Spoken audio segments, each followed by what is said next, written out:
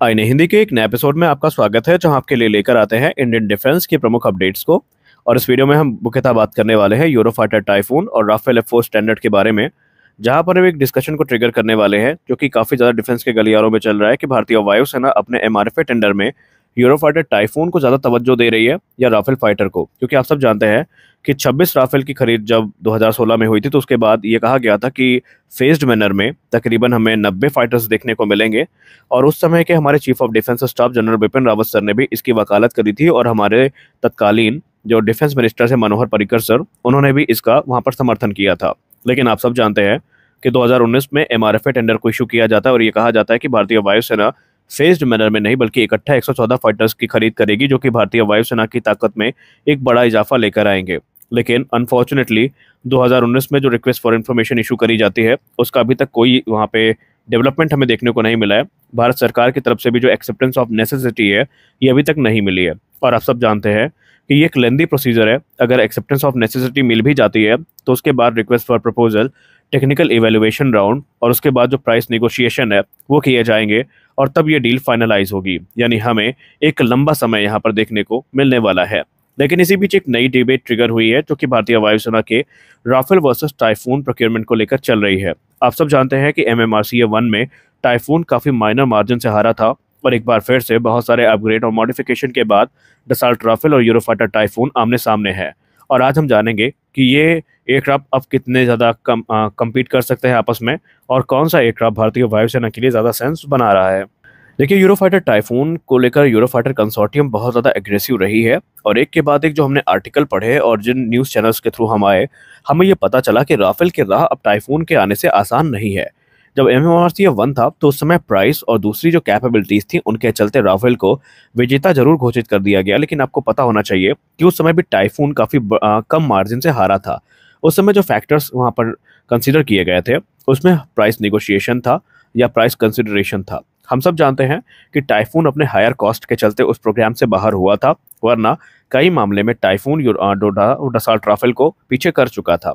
Rafale के selection के पीछे की वजह यह भी थी कि जो यूरोफाइटर टाइफून था, इसकी हायर कॉस्ट, इसके अलावा इसका जो लॉन्ग टर्म मेंटेनेंस था, और भी दूसरे क्रिटिकल फैक्टर्स है जिनको कंसीडर किया गया था। और उन्होंने आगे चल के जो रिजेक्शन है, इसके मार्ग को प्रशस्त किया। क्योंकि उस समय की रिपोर्ट्स की अगर हम बात माने, तो ये कहा गया था कि यूरोफाइटर टाइफून की जो लाइफ साइकिल कॉस्ट आने वाली है, ये राफेल की तुलना में तकरीबन 20% तक ज़्यादा है।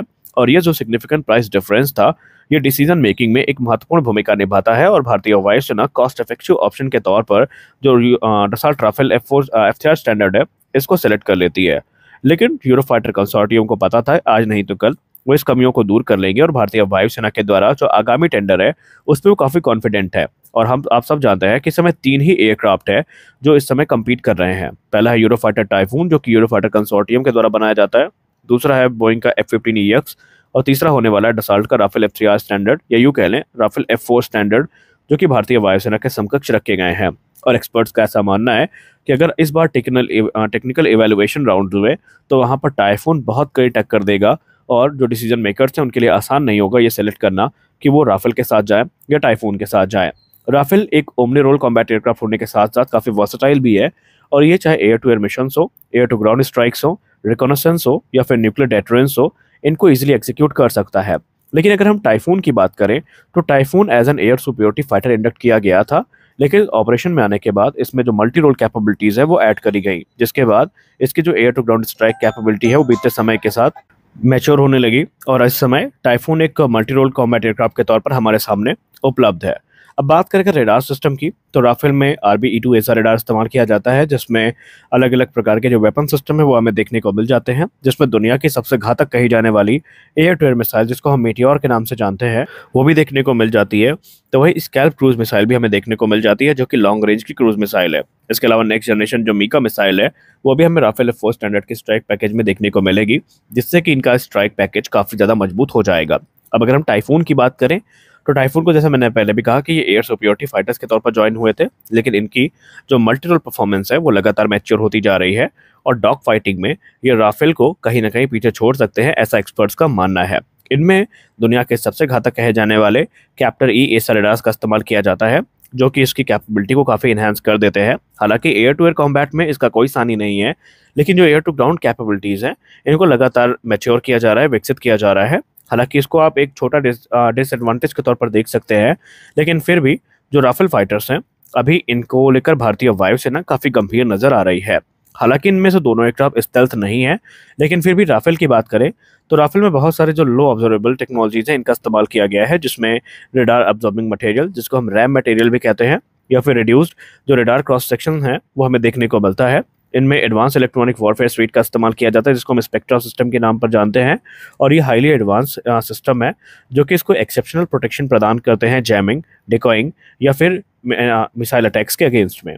और यही सारी कैपेबिलिटीज राफेल को काफ़ी आगे लाकर खड़ा कर देती है। वही अगर हम टाइफून की बात करें तो टाइफून भी राफेल की तरह एक स्टेल्थ फाइटर नहीं है, लेकिन बहुत सारी टेक्निक का इसमें इस्तेमाल किया गया है ताकि इसके रेडार सिग्नेचर को कम किया जा सके और इसकी जो बैटल सर्वाइबिलिटी है इसको इन्हांस किया जा सके। और इसमें इसका श्रेय जाता है इलेक्ट्रॉनिक वॉरफेयर सिस्टम को, जिसमें इसमें डिफेंसिव एड सब सिस्टम यानी डैश का इस्तेमाल होता है, जो कि एक कॉम्प्रिहेंसिव डिफेंसिव मेजर है जो कि टाइफून को काफ़ी ज़्यादा सिक्योरिटी प्रदान करता है और ये एनिमी थ्रेट्स को अवॉइड कर सकते हैं। तो राफेल के कॉकपिट की बात करें तो ये भी काफ़ी एडवांस है, जहाँ पर कटिंग एज एवियोनिक्स और सेंसर फ्यूजन का इस्तेमाल किया गया है, जो कि पायलट को एक अच्छी सिचुएशन अवेयरनेस प्रदान करता है। इसमें थेल्स का जो RB-E2 ऐसा रडार है ये एक महत्वपूर्ण भूमिका निभाता है, और वही चीज़ आपको टाइफून में देखने को मिलती है, जहाँ पर कैप्टर ये ऐसा रडार इसमें काफ़ी महत्वपूर्ण भूमिका निभा रहा है और इससे पायलट को सारी इन्फॉर्मेशन जो है एनिमी टारगेट्स की वो तुरंत मिल जाती है। अब सबसे बड़ा सवाल ये है कि इन दोनों में से कौन सा प्लेटफॉर्म है जो भारतीय वायुसेना को अट्रैक्ट कर रहा है। देखिए, आपको पता होगा कि कुछ समय पहले यूरोफाइटर कंसोर्टियम के अधिकारियों ने इंडियन जो डेलीगेशन है उनसे मुलाकात करी थी और उन्होंने कहा था कि अगर भारतीय वायुसेना टाइफून को सेलेक्ट करती है तो राफेल की तुलना में ये तकरीबन 20 से 30% कम दाम में भारत में ही बनाए जाएंगे और वो 2060 से ज़्यादा समय तक जो टेक सपोर्ट है वो प्रदान करने के लिए तैयार हैं। और अगर ऐसा हुआ तो यकीन मानिए भारत के लिए एक बेहतरीन ऑप्शन हो सकता है। इसके अलावा technology transfer, India specific enhancement, Indian weapon system का इंटीग्रेशन, चाहे वो अस्त्र सीरीज की मिसाइल हो, रुद्रम सीरीज की मिसाइल हो या फिर ब्रह्मोस मिसाइल्स हो, सारा इंटीग्रेशन करने के लिए वो तैयार है। और ऐसा ही कुछ सेम ऑफर हमें राफेल की तरफ से देखने को मिला है।